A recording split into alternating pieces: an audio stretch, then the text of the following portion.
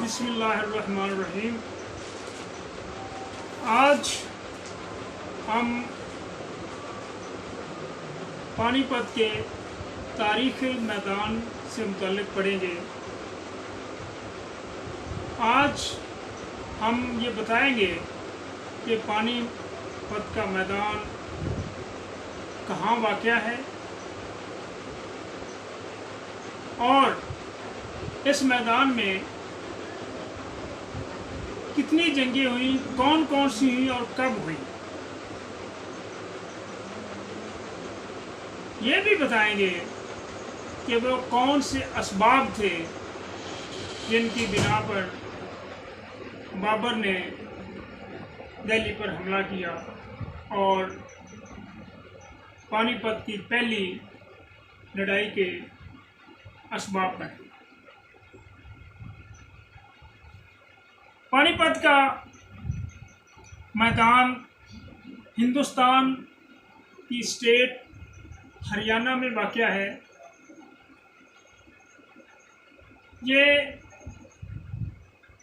दिल्ली से तकरीबन 97 किलोमीटर और 60 मील के फासले पर है और नई दिल्ली से पानीपत का फासला 88 किलोमीटर है।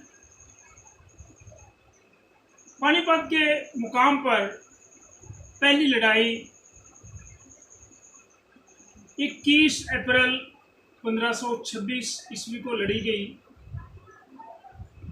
इस लड़ाई में शहनशाह बाबर और इब्राहिम लोदी मध्य मुकाबल थे। इसमें बाबर को फतह नसीब हुई और इब्राहिम लोदी जो कि सलातीन दिल्ली के आखिरी सुल्तान थे, उन्हें शिकस्त हुई और मैदान जंग में ही मारे गए। इस मुकाम पर दूसरी लड़ाई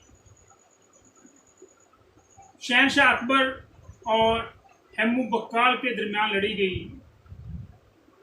ये लड़ाई 5 नवंबर 1556 को हुई।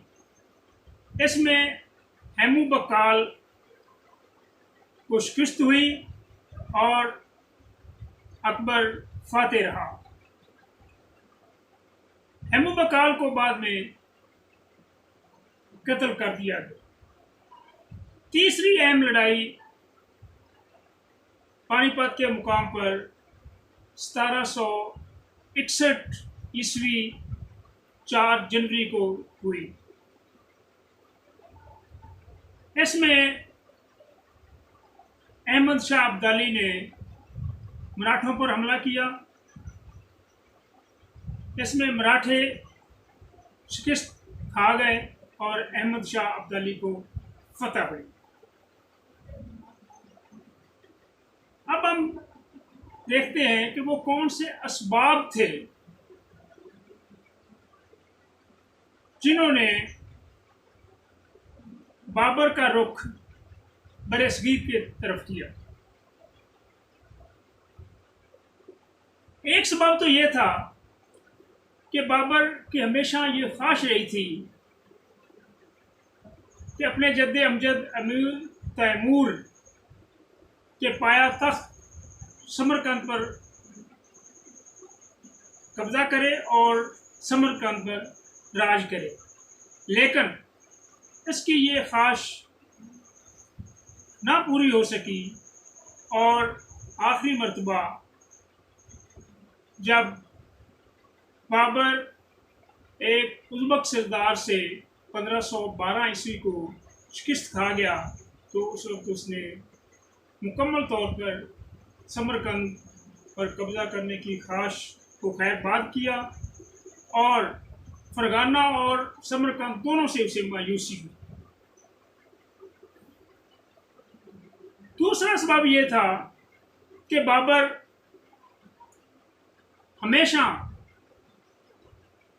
पंजाब पर अपना हक जतलाता रहा, क्योंकि वो ये समझता था कि ये इलाका उसके जद्द अमजद अमीर तैमूर ने 1398 ईस्वी को फतह किया था और अपना वायसराय खिजर खां को बनाकर वापस गया था।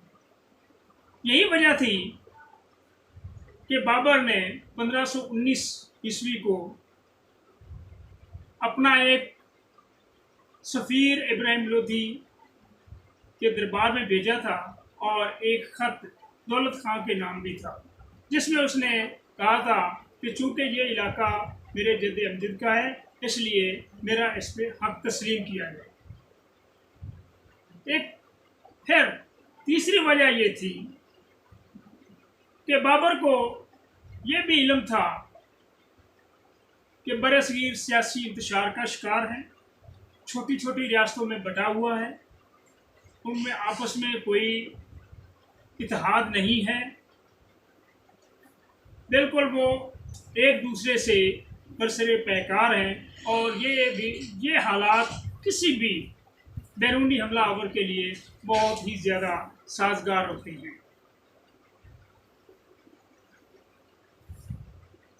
एक सबब ये भी था कि इब्राहिम लोधी के नारवा सलूक, जालमाना रवैये और नाअतमंद अंदेशी की वजह से उसके उमरा, उसकी रियाया नाखुश थी और इनमें सरफहरिस्त पंजाब का गवर्नर दौलत खां लोधी, उसका चचा आलम खां लोधी शामिल थे। आलम खां लोधी तख्त दिल्ली का दावेदार था। दौलत खां लोधी और उसका बेटा दिलावर खां इब्राहिम लोधी के रवैये से इतने खाइफ थे कि वो समझते थे कि अगर किसी भी वक्त हमने मज़ीद नाफरमानी की या हालात ख़राब हुए तो बहुत से कठिन नताइज का सामना करना पड़ेगा। इसलिए उन्होंने बाबर को हिंदुस्तान पर हमले की दावत दी। मेवाड़ के राणा सांगा की दिल्ली पर कब्जा करने की ख्वाहिश थी और वो यूँ ख्वाहिश पूरी कर सकता था तो वो ये समझता था कि जिस तरह पहले मंगोल हमलावर हुए, तख्तो ताराज किया, लूट मार की या कुछ अर्सा के लिए ठहरे और वापस दिल्ली के हुक्मरान को कमज़ोर करके चले गए, तो ये भी बाबर भी ऐसे ही करेगा कि आएगा, इब्राहिम लोधी कमज़ोर हो जाएगा और राणा सांगा ये समझता था कि मैं चूँकि यहाँ का उसके बाद ताकतवर तरीन शख्स हूँ और मैं हिंदुस्तान पर, पूरे हिंदुस्तान का मालिक बन जाऊँगा, दिल्ली पर कब्ज़ा कर लूँगा। आखिरी सबब ये था कि चूँकि बाबर ने पानीपत की लड़ाई से पहले बरसगीर पर तकरीबन 5 हमले किए थे और इब्तदाई हमलों में उसे बहुत ज़्यादा कामयाबी हासिल हुई, तो जब वो मुकम्मल तौर पर काबुल में अमन बहाल करने में कामयाब हो गया, कंधार में अपना गवर्नर बनाने में कामयाब हो गया, अरगोन जो था वहाँ से सिंध भाग गया और कामरान मिर्ज़ा को कंधार पर गवर्नर मुकर्रर कर दिया गया, तो इससे उसे अब अमन ही